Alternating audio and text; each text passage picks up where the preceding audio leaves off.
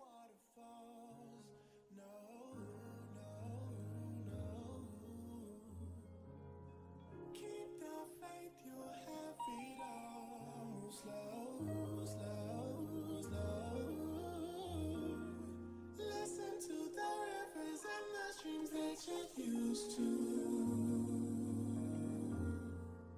Welcome to episode 32 of My Views Extended. I'm your host, Nadia, and thank you so much for coming back this week if you are a return listener, and thank you so much for checking me out if you're a new listener. Aside from this podcast, you can learn more about me on my blog at nadiajanelle.com, where I post on Mondays, Wordless Monday, through pictures. My current obsessions are flowers and greenery. Fridays, where I focus on various recipes, reviews, and DIYs. Although that day may change with the start of my YouTube cooking channel, Nadia's Kitchen Creations, where I post on Fridays, for now with recipe links back to nadiajanelle.com for printable recipe links. You can also keep up with me on Facebook, Instagram, Pinterest, and Twitter, and I will leave links to all social media sites in the show notes. Black Lives activist DeRay McKesson has been released from jail after his arrest this past Saturday night in Baton Rouge, Louisiana. He was charged with the obstruction of a roadway, even though he was behind a very visible white line on the roadway that did not have a sidewalk. I guess any excuse to throw protesters that they are not happy with in jail. Blocking the highway, roadway, no, of course you shouldn't do that. But if you look at the pictures, you can clearly see that there was enough room between cars and people. You know, you don't want to get hit, and of course drivers do not want the fact that they knocked you over on their conscious mind for the rest of their lives. But law enforcement knew, as most protesters, they do let law enforcement know, they knew that the protest was occurring. I'm generally not a conspiracy type person, but to me, it seems like there is some kind of agenda that is happening, that has been happening, and is only starting to gear up once again. I may elaborate on those thoughts when I have more time to gather my thoughts a little more coherently with information to back it up. Thankfully, DeRay McKesson is out of jail, and he can continue the work that he is doing. How am I dealing with this horrible situation? There was a peaceful protest in Vancouver, BC this past Sunday, and I debated with myself whether or not I was going to attend, and I did not. I'm not a protester, and I do not see myself going to protests in the future. Of course, I can always change. But if I'm honest, I'm afraid of a peaceful protest turning bad, with people being carted off to jail, creating a disturbance, or worse, getting injured. Plus, me and large crowds on most days do not mix. Everyone does what they do in the manner that works for them. I chose this platform of podcasting to share and learn and try to make a change. If you're a protester, continue to do so. We need protesting people to continue to do that in the way that you are comfortable in fighting for change. I also like the idea of hitting the government and businesses where they feel it. Like so many have suggested for months now, hit them in their wallets. Yes, it may be inconvenient for many of us, but in the long run, if people can stick with it, that is a way to speak loud and clear for some sort of change. We have to try at the very least, because if we don't try, we will never know if we could have made an impact. As for online or in real life, how am I dealing with this situation? Conversation is great. Ask questions, be respectful, and I will do the same. But if I'm honest with myself, I cannot tolerate those who insist that Black Lives Matter is a group of intolerance or a terrorist or racist group, because it is not. Like so many organizations or movements, there will always be a small percentage who are fanatical, violent, have their own agenda, and of course will try to get their way no matter what the cost. But those who insist on not getting it, understanding, or wanting to learn what Black Lives Matter is about, just going off the hashtag and not actually learning or asking what Black Lives Matter is about, get off of my page and get out of my real life. I have no time for you. And yes, that may be harsh and a lack of understanding on my part, but as of today, that is how I feel. I've had to purge a lot of my social media over the last week because of this, and I will probably continue to do so over the coming weeks and months. Not that any social media person really cares about my subscription or follow. But if anyone for any reason causes me unnecessary stress or leaves a bad taste in my mouth, I unfollow, and it's not that hard to do. And if anyone comes to my social media to spread any crap, I will have to learn to block and or ignore them. It's just not worth fighting with somebody online. I am more than open to have conversations with people. I have no problem with having non-violent verbal confrontations with people. But yeah, unfortunately, we all know that online people talk how most people speak in ways that they would never speak to somebody face to face, which is unfortunate, because I think if we had the nerve, many of us had the nerve to speak how we speak online, I don't know, maybe we could actually get things solved. Who knows? I don't know.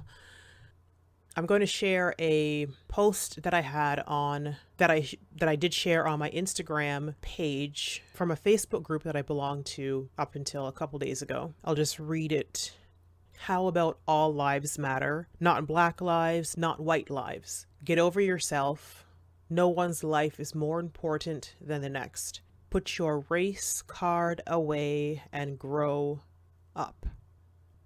I wanted to sum up in one place everything that I've been saying for the last several months, mostly offline, but especially in the past week, with the murders of Alton Sterling, Philando Castile, and the 5 police officers in Dallas, Texas. And no, I do not condone the murder of these police officers. They were murdered by an angry man with possible mental health issues and military training, which is a bad combination. This man who murdered these police officers does not define Black Lives Matter. He does not speak for the majority of people who support and believe and know the reasons behind Black Lives Matter. I am so tired of saying it, more tired than so many of you are in hearing it.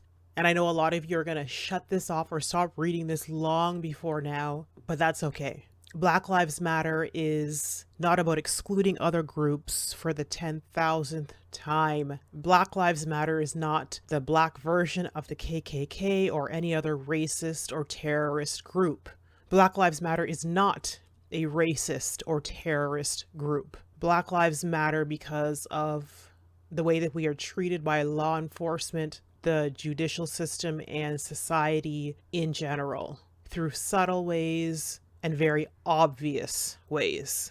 We get followed around in stores, even though we have lived in a neighborhood for years and know everyone in our neighborhood. We get pulled over by the police on a more frequent basis. And yes, even in Canada, we get shot in cars in front of our children like rabid dogs. It is not getting better. It is getting worse. Saying that you have friends of different colors doesn't make you not racist. Plus, I highly doubt that your black friends would call you their friend black. You're probably their neighbor or their coworker. When was the last time that you had your black friend over for dinner, or they were appointed as your child's godparent? Those are the kind of black friends I'm talking about. Telling people to grow up and get over it does not change a thing. I would say that I've had to grow up quicker than many people because I was deemed an adult as a child.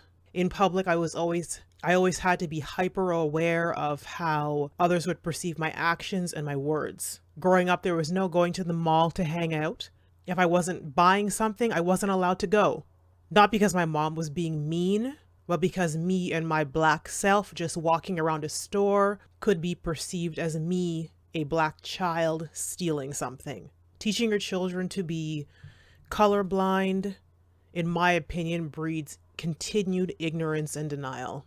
Can people truly believe and see people as just a human being, as either good or bad? Yes. But to say that you don't see a black man or an Asian man or a white man, come on, I really don't believe that. But maybe that's just me. Enlighten me. Share with me people who actually do not see color. Share with me your experiences. Tell me how you feel. Because I'm really curious, because I don't understand that phenomenon, how you don't see somebody's color. Do you judge somebody on their color? No. You don't judge somebody. You judge them on their character and the actions. But to not see color, I'm sorry, I don't believe that.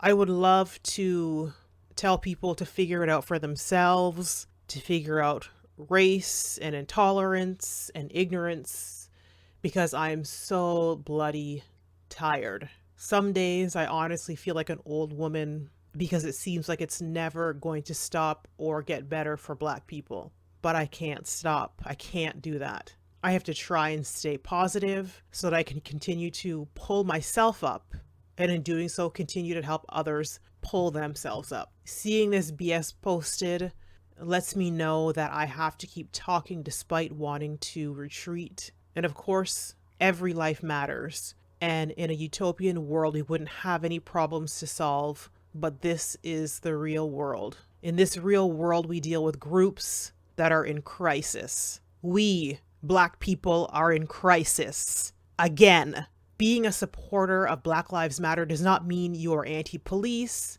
or anti any other group or anti the human race as a collective. This is why in my humble, I try, but always learning opinion, believe in and support Black Lives Matter. What I'm grateful for this week.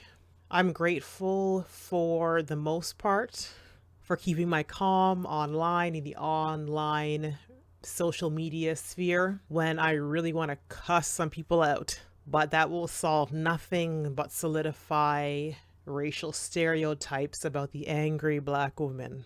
I'm grateful that I'm trying to continue to grow, and in my growth, that means keeping calm in most situations. Thank you for tuning into episode 32 of My Views Extended. I would love to hear feedback and comments of what you think of this podcast and the topics that I've discussed this week. You can listen to My Views Extended at nadiadanelle.com and YouTube, where you can subscribe, like, rate, and or leave a comment, and where closed captioning is available. I will leave links in the show notes, and as more listening platforms are added or changed, I will let you know. Till next time, this is Nadia.